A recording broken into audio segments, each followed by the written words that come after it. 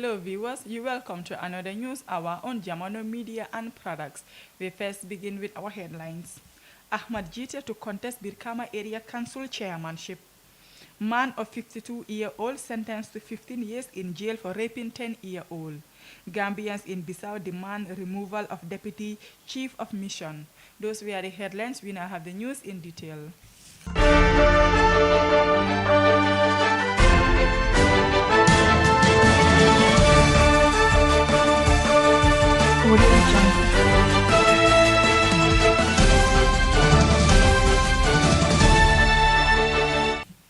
Prominent National People's Party supporter Ahmad Jite is set to contest the Birkama Area Council chairmanship. Incapable sources inform the Standard.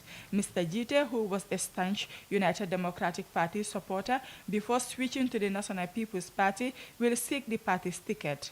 The current chairman of the council is Sirifo Sonko, who also switched from the United Democratic Party to the National People's Party. It is unclear whether Mr. Sonko will seek re-election. A former head boy of Newsrat Senior Secondary School, Ahmad Jite, has a degree in statistics at Clairton University in Canada and currently on another degree in computer science at the same university. The Independent Electoral Commission will conduct the local government elections in May next year.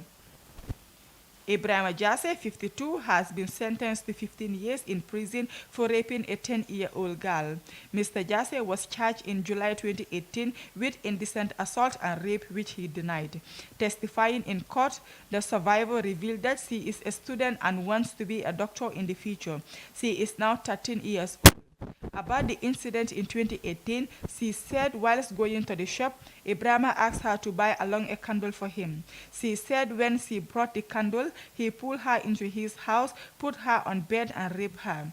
She said when she told him to stop because her father will beat her up, Ibrahima replied that something was to come out and after that he will leave her.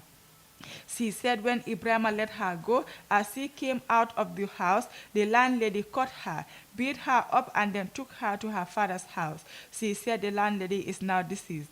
She said when her father took her to Ibrahima's house, upon reporting the rape incident to him, Ibrahima wanted to call the police on him, who said there was no need for it and he retreated.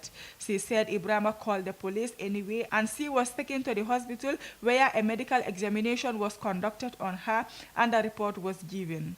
She stated that for 3 days after the incident, she could not walk. She was sitting at one place and that what happened to her really hurt her. She said she does not live in the same house as Ibrahima, but she only goes there to play with her friends.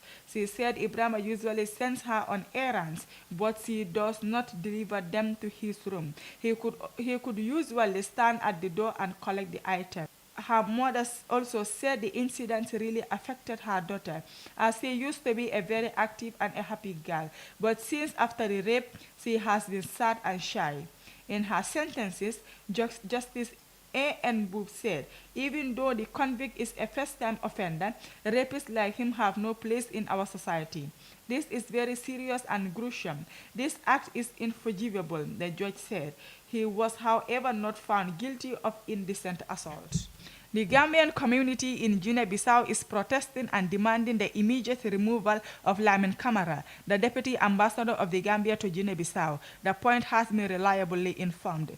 In a petition letter which was addressed to the permanent secretary at the Ministry of Foreign Affairs, International Cooperation and Gambians abroad, and copied to the Secretary General at the Office of the President, PMO and other institutions, and obtained by the point, the Gambian community in Guinea-Bissau states.